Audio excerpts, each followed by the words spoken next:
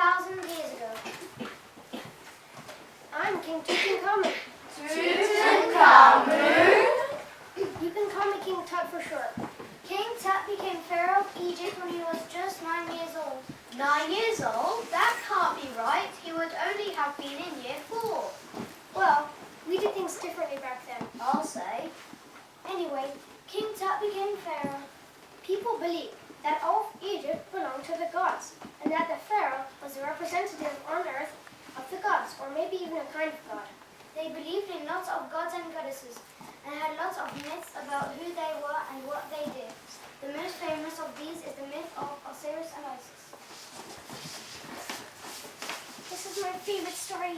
The tale of Osiris and Isis. Long ago, Osiris was the ruler of Egypt with his wife Isis, but all was not well. His brother Seth was jealous and plotted to kill him. Seth secretly measured and had a big box which was shaped like a person. Then he threw a huge party and invited lots of people to eat, including Osiris and Isis. He had a plan. At the party, Seth brought out the beautiful box.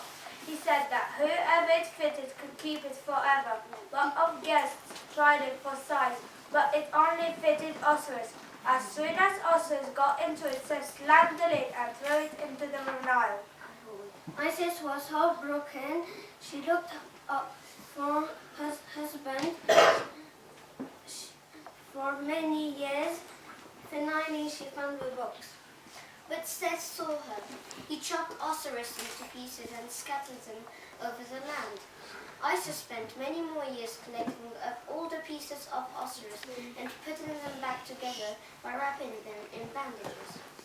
Finally, she brings him back into him. Sadly, I didn't live to be very old, only 18 or 19.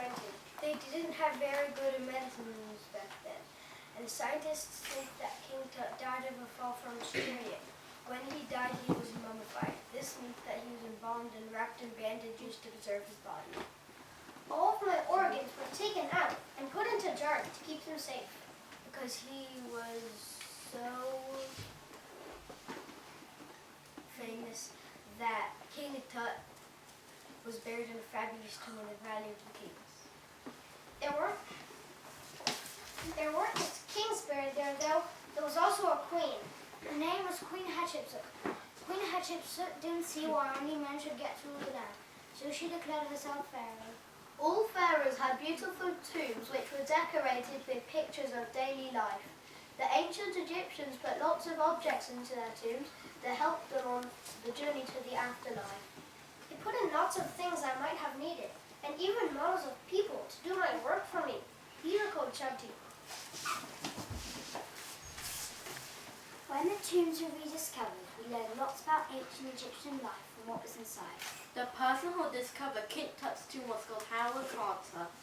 He was obsessed with finding the tomb and spent many years looking for it. He had to write to Lord Carnarvon, who was paying for his work, many times to ask for more money. Lord Carnarvon became annoyed with Howard Carter. He came to visit him in Egypt and gave him one last chance to find the tomb. Amazingly, they found it. Howard Carter was heartbroken to see that the tomb robbers had opened the seal. However, he realized there was a second seal. He chipped a tiny bit of the door away and peered inside. What they found are now some of the most famous artifacts, Egyptian artifacts.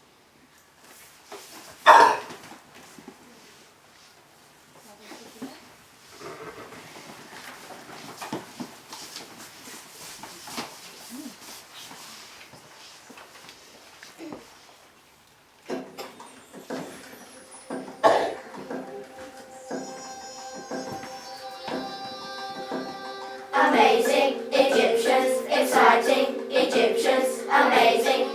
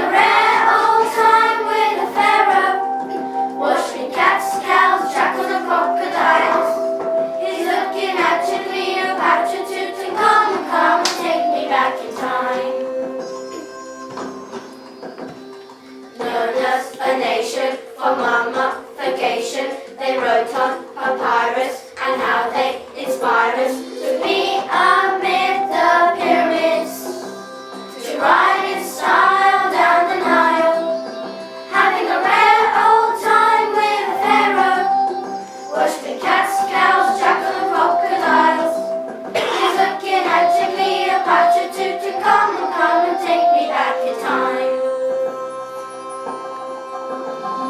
Who was the nicest? Osiris or Isis? Anubis or Horus? Now back to the chorus. To be amid the pyramids, to ride in style down the Nile, having a rare old time with a pharaoh, worshipping cats, cows, jackals and crocodiles. He's looking at Cleopatra to come and take me back in time. He's looking at Cleopatra to come and take me back in time. He's looking at Cleopatra to come and take me back in time.